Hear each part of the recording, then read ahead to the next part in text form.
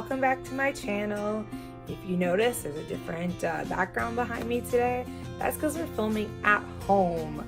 A giant cold front decided to move through Minnesota where I live, and it's like -20 outside, and I don't really want to go anywhere. So I am filming here. Okay, so today we are, like I said, filming at my house, and I have 4 kids upstairs and 2 dogs. So if you hear a little odd background noise today, that's them. No avoiding that today. Okay, so here on my channel, we talk about autoimmune related topics, whether it's eating, symptoms, certain diseases, that type of thing.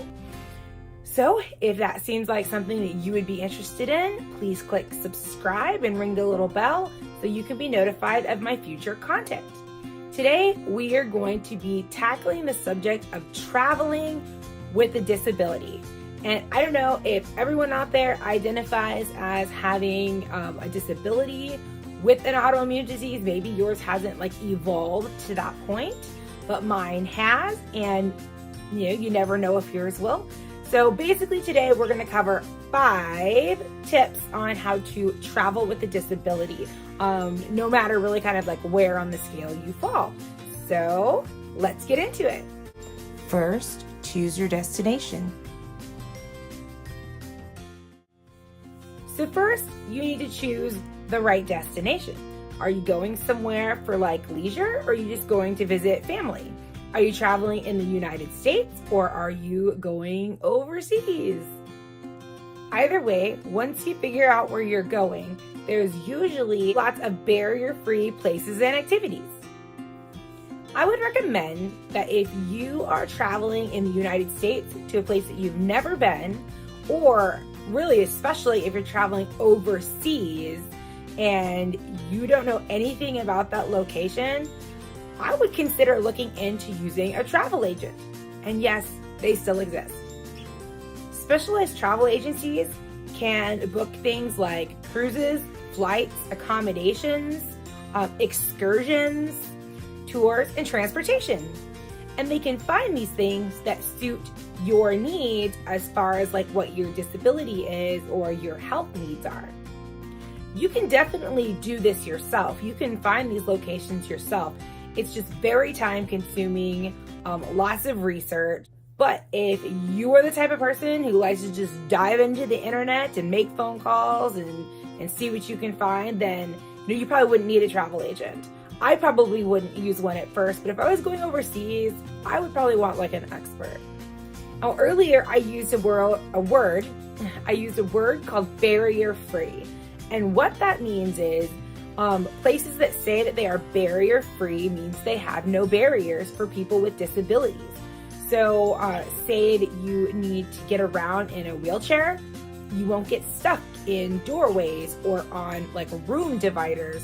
Everything is smooth and open. In the bathrooms, they have lower sinks for people in wheelchairs. They have grab bars in a couple different locations so that everything is accessible for people with a disability. So that just really means that barrier-free allows a disabled person to be able to experience that location just like a healthy person. Number 2, plan. So now that you know where you're going, we need to plan the trip. Let's just go forward and say you're not going to use the travel agent. Like I said, I probably wouldn't if it was just US bound. You're definitely going to need to do some research on hotels, transportation, and activities that are barrier-free, or at the very least accessible. And there is a difference. Accessible just means that people with disabilities can get into that location, but it still might be difficult to navigate it. Where, like I said, barrier-free, there are no barriers, and it is just a normal experience. And the reason I keep bringing up barrier-free is because when people travel that have chronic illnesses or autoimmune diseases, at some point, you will probably need to know where the barrier-free locations are. Sadly, the reality is at some point, you may need to use an assistive device like a wall bar, like a grab bar on the wall, a cane, a walker, or a wheelchair. I have used all of those in the last 6 months. It's just good to know your options. You know, like I said, 6 months ago, I was in a wheelchair. And I promise you, I am not going to say that in every video. It just happens to be very relevant to this one. I was in the wheelchair, but I've been suffering from autoimmune diseases for years, and I was previously able-bodied. All of a sudden, I had to think about how I was going to use the bathroom by myself. How was I going to get food by myself? And how was I going to go anywhere other than my home? In that time, I have been to many places that were not barrier-free. And let me tell you, my perspective on what it's like to walk around on my 2 legs, no matter how much pain I was in, compared to what it's like to have to wheel around in a wheelchair that is not accessible, is a nightmare. So I really wish I had done more research into barrier-free locations. And I love to travel. I've been many places in my life, in the US and out of the country. Plus, most of my family lives in a different state than me. Well, my wheelchair changed the way that I had to move around the country. I learned these tips as I was getting used to using many different types of assistive devices. Number 3, transportation. Transportation could also go under the plan section, but it's so informative that I would rather just give it its own number and topic. Transportation while you suffer from an autoimmune disease can be kind of tricky depending on where you are throughout the process. One of the things that you should take into consideration is, can you drive? Some of us can, no problem, and some of us can't. And some of us, sometimes can and sometimes can't. Where I have multiple syncopal issues that actually cause me to pass out. And when I am actively in that type of a flare or a situation where I'm passing out, I can't drive for obvious reasons. So if you have issues that could cause you to have difficulties or dangerous driving, I would definitely consider bringing somebody with you. So if you're flying, bring somebody, have someone drop you off at the airport and pick you up. And I would actually recommend that even if you're not having, syncopal issues and passing out, because it allows your body to relax and stretch and just be loose before you get on a plane. While flying these days, airline seats are like this close together.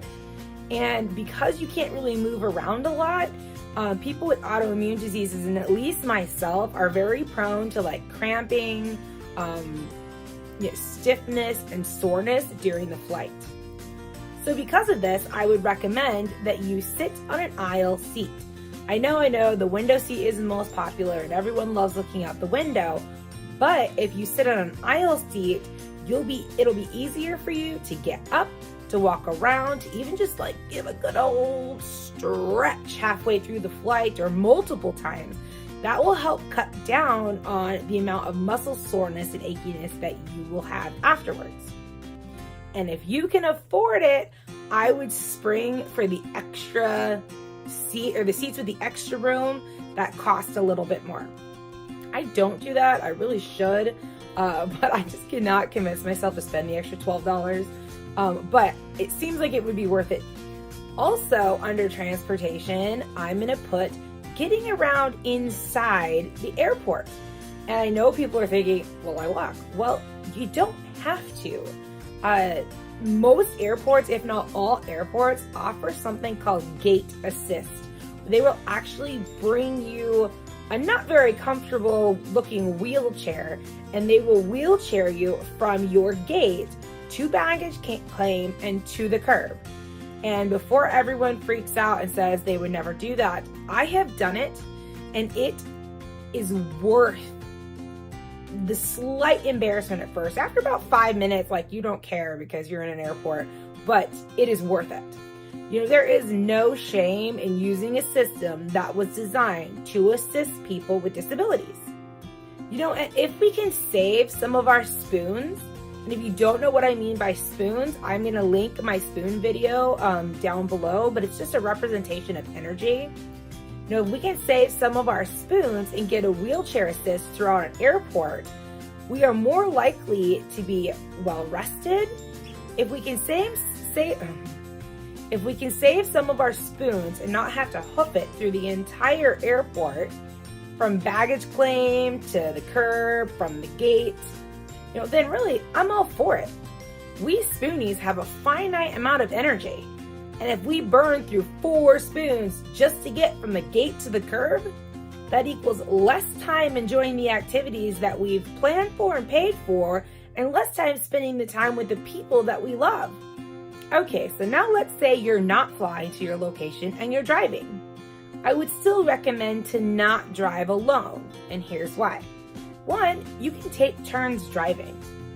I love to drive. It's one of my favorite things to do, and my family lives 12 hours away, so I love to get in a rental and just drive. But now that I'm getting kind of I'm progressing in my diseases, it's harder for me to do that all by myself. So if you bring someone with you, you can share the responsibility of driving. So you can drive for a little bit and then let your body stretch and relax, and your muscles won't be so tight. If you can't have somebody drive with you, then I would recommend taking multiple breaks along the trip. Pull over at rest stops, at gas stations, or even a historical site to stretch your legs and take in the view. Having a second person is still a good idea, just in case something were to happen to your vehicle. If you're by yourself, then you have to deal with all of that alone. Say you get a flat tire. I can't change a flat tire. Say you run out of gas, which probably won't happen. Say something happens to your engine. I'm not a mechanic. I don't know how to fix that. Yes, do I have AAA and I can call roadside assistance, but that takes hours. But if you have somebody with you, they can help you deal with the stress and the physical aspects and the vulnerability of being alone, or not being alone, but being in that type of situation. Say someone needs to walk to get gas, although like I said, that's not likely to happen, but it could. Now, I'm not saying everyone with an autoimmune disease needs to act like a damsel in distress. I'm not saying that at all. But I do feel like it is safer when traveling long distances to have a second person in the car. If you hate that idea, don't do it. Moving on. Also, as you're traveling, whether by car or by plane, make sure you bring AIP-friendly snacks with you.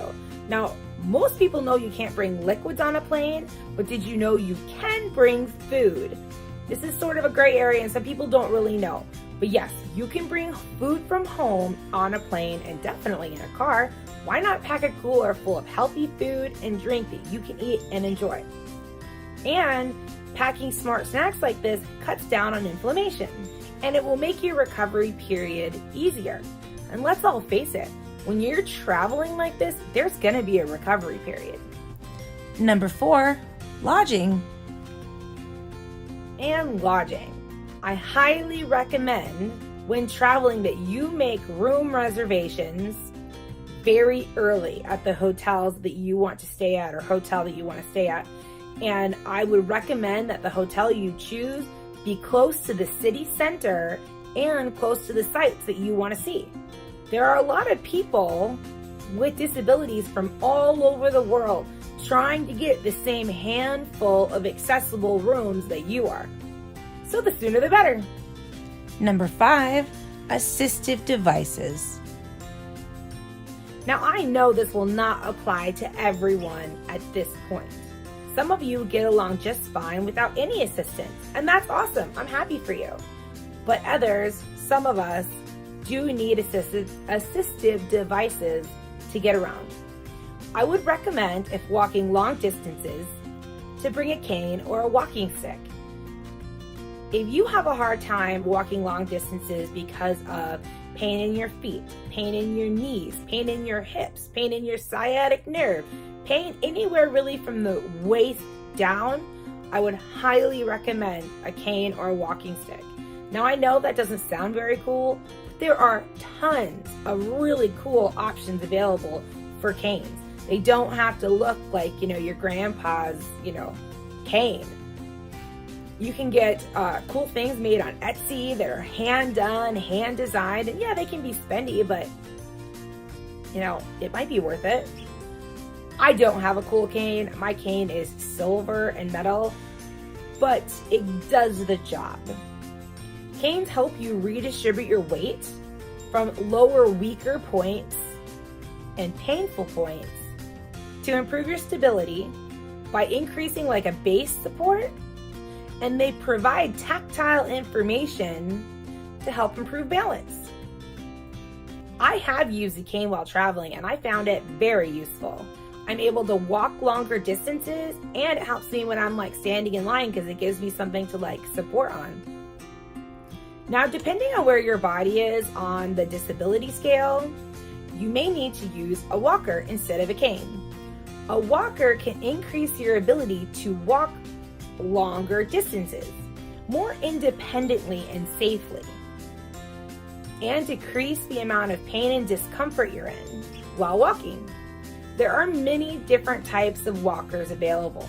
I know when I say walker, everyone probably thinks of like the old, metal one with tennis balls on the bottom, but there are lots of really cool options, and I'm actually going to link a website down in the description box that tells you all about the different kinds of walkers that are available if you are considering getting one.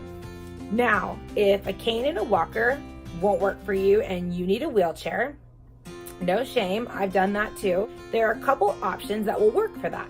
Option 1 is you can check your own personal wheelchair at the gate. They put it under the plane, and then you're the first one on the plane and you're the last one off. And then when you get off, they give it right back to you, and then you don't need a gate assist, you just use your wheelchair. Or option 2, you use the gate assist, they help you there, and then when you get off the plane, you rent a wheelchair. I know this seems weird, but a lot of locations, especially bigger, more trendy cities, like I know Denver does it, I believe New York does it, I believe Minneapolis does it, where you can rent a wheelchair. And I would say, given the opportunity to rent a manual wheelchair for day-to-day stuff, I would also rent an electric wheelchair for outings. They are so much fun, and they give you a sense of freedom and independence. I have one in my garage from when I was, in a wheelchair, and it was my absolute most favorite thing that I got during that time, because otherwise I was homebound and I wasn't doing a lot or going on these fun trips. So I would recommend that if you have the opportunity to rent an electric wheelchair, do it. I almost forgot the question of the day. So my question of the day to you is a two-parter. First, where would you like to travel? Is your autoimmune disease holding you back? If so, where would you like to go? And second part is, would you use assistive I can't say that word. Would you use assistive devices on that travel experience? Or do you already use assistive devices? If you do, let me know in the comment section down below. Well, that's it. My 5 tips for traveling with a disability. No shame for anything, people. You use devices and situations and services that are best for you and your situation. I'm actually flying home this weekend, and I will be using a cane throughout the entire traveling process. I'm going to do what it takes to make my trip as enjoyable as possible for me, and I hope you do the same. All right, you guys, I will see you on Thursday for AIP with Ashley. Bye.